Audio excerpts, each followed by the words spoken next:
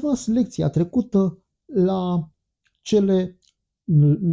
celelalte două obiective ale alchimiștilor, elixirul vieții și cunoașterea secretelor universului. Ar fi trebuit să le spun de data trecută, dar pentru ca să nu lungim lecția prea mult, să nu-ți fie greu să urmărești aceste informații, am împărțit-o în două, deși facea parte din aceeași lecție. Astfel, dar, un alt obiectiv al alchimiștilor era obținerea unui elixir.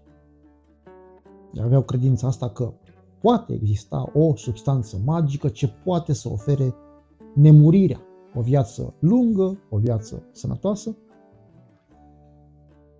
Însă, credința lor era că acest elixir se ascunde în plante, în animale sau în minerale și trebuie eliberată de ganga mortală a materiei pentru a se putea manifesta în toată puterea sa de elixir capabil să prelungească viața. Adesea acest elixir este deschis ca o substanță lichidă, o pulbere care poate fi administrată pe cale orală.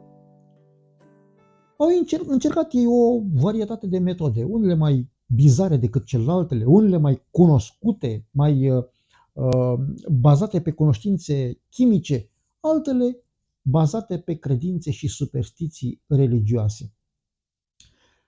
Una dintre cele mai comune metode de a descoperi elixirul vieții era metoda plantei magice. Alchimiștii credeau că există o anumită plantă, cum ar fi floarea alchimiștilor, care conținea elixirul vieții.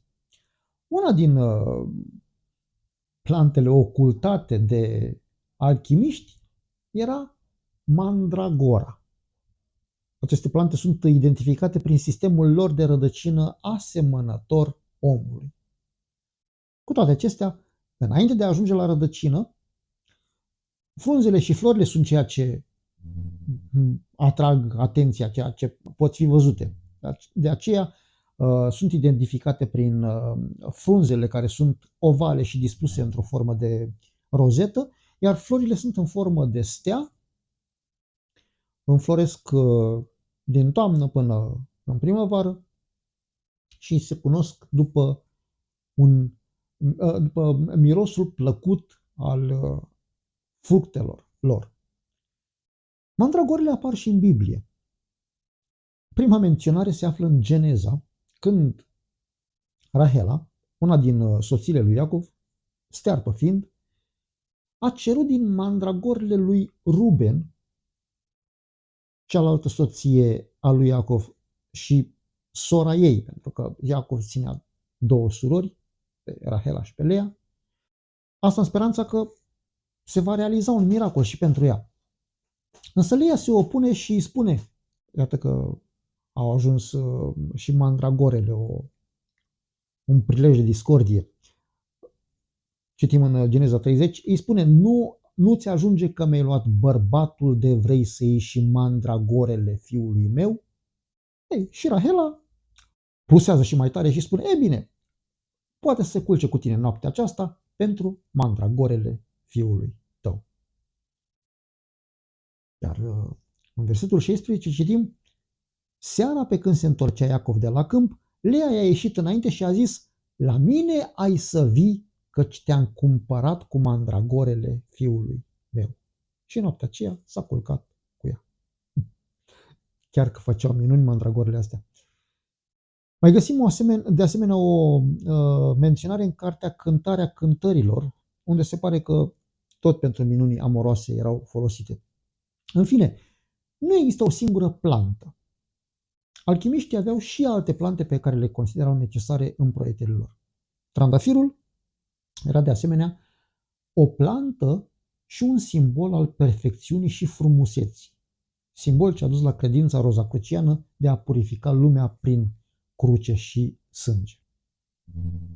O altă metodă era descoperirea elixirului prin metoda metalelor, adică extrăgând din metale. Ei credeau cumva că mercurul conține elixirul vieții.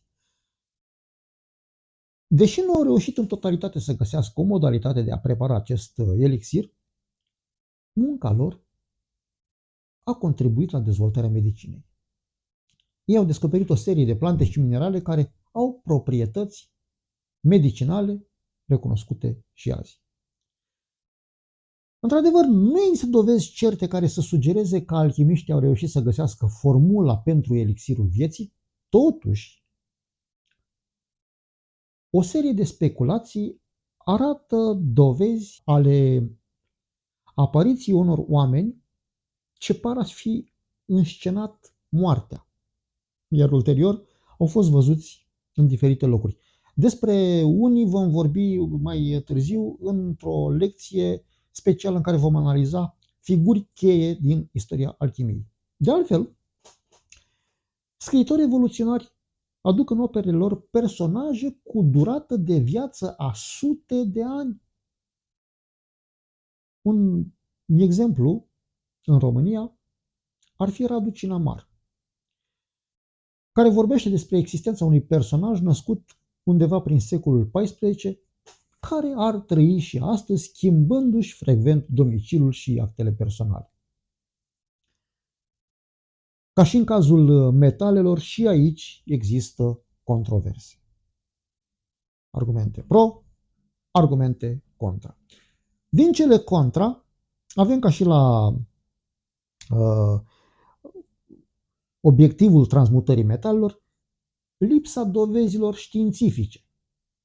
Pentru că nu există dovezi științifice care să demonstreze existența elixirului.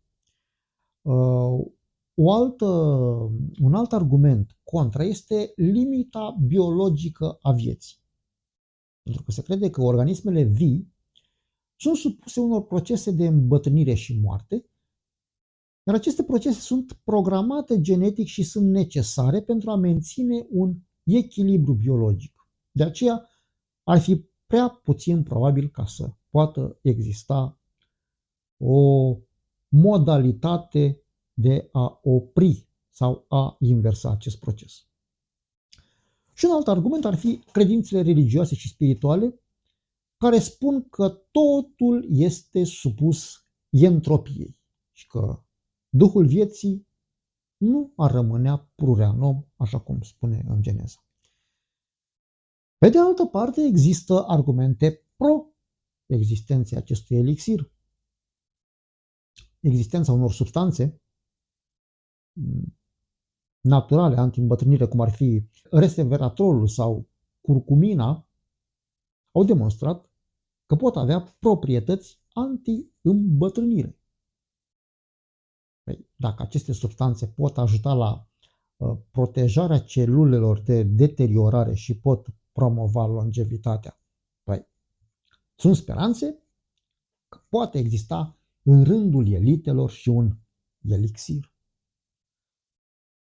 Un alt argument pro este descoperirea recentă în domeniul medicinii regenerative. Pentru că în acest domeniu s-a demonstrat că este posibil să se stimuleze generarea unor celule sau țesuturi care pot ajuta la regenerare. În acest sens s-ar putea dezvolta și tratamente care să poată prelungi durata de viață. Și ca și în cazul argumentelor contra, iată că avem și pro-credințele religioase. Sunt chiar un argument care vin cu credința în existența vieții veșnice. Sau consideră ei că poate exista un elixir produs de pomul vieții, amintit și în Geneza, sau, mă rog, pregătirea unor substanțe care pot oferi nemurirea. Această credință este susținută de faptul că în multe mituri și legende există personaje care au trăit mii de ani sau chiar veșnic. Și iată cum credințele religioase ne aduc argumente atât pro cât și contra. Astfel, dar,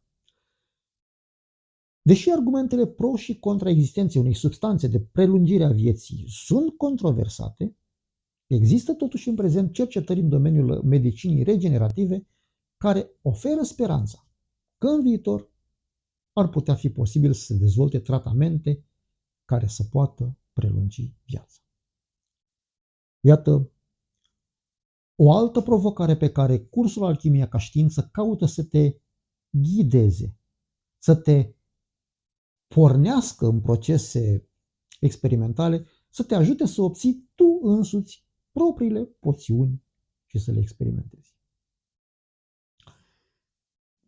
Un alt obiectiv urmărit de alchimiști era cunoașterea universului și a legilor sale. Scopul lor era de a folosi alchimia pentru a înțelege natura realității și locul omului în ea. Credința lor era că tot ceea ce există, toate lucrurile din univers, sunt făcute din aceeași materie primordială, iar alchimia era cheia pentru a înțelege aceste secrete. De aceea, prin studiul alchimiei, aceștia sperau să obțină o înțelegere mai profundă a naturii vieții, a universului, care presupunea transformarea ei prin intermediul proceselor alchimice. Ei au studiat materia energiei, a spiritului, în căutarea înțelepciunii supreme, observând prin experimentare principiul universal care guvernează toate lucrurile. Deși alchimiștii nu au reușit niciodată să înțeleagă complet aceste secrete, munca lor a contribuit la dezvoltarea filozofiei. Ei au dezvoltat o serie de idei, concepte, care au influențat gândirea filozofică timp de secole. Iată cum alchimia a contribuit la dezvoltarea chimiei și metalurgiei, la dezvoltarea medicinei și la dezvoltarea filozofiei. Aici pot aduce ca și argument existențial propria mea experiență care m-a condus de la crezul dogmatic, ce se dovedea adesea ca un GPS care mă ducea mereu pe un drum înfundat, la o experiență spirituală ce mi-a oferit toate răspunsurile logice și realiste a întrebărilor fără răspuns. Această experiență s-a dovedit a fi ieșirea la un bulevard care oferă o direcție clară, înnobilând mintea cu o nouă perspectivă asupra vieții, asupra universului, asupra legilor care îl guvernează, simțind vădit o eliberare totală din temnița gândurilor cu răspuns invalid. Cursul de noetică, realizat ulterior, este rezultatul procesului alchimic experimentat în ultimii 7 ani. În rezumat, am discutat în această lecție despre obiectivele alchimiștilor. Am văzut că alchimiștii încercau să atingă o varietate de obiective, însă lucrările alchimiștilor au fost mai mult de atât.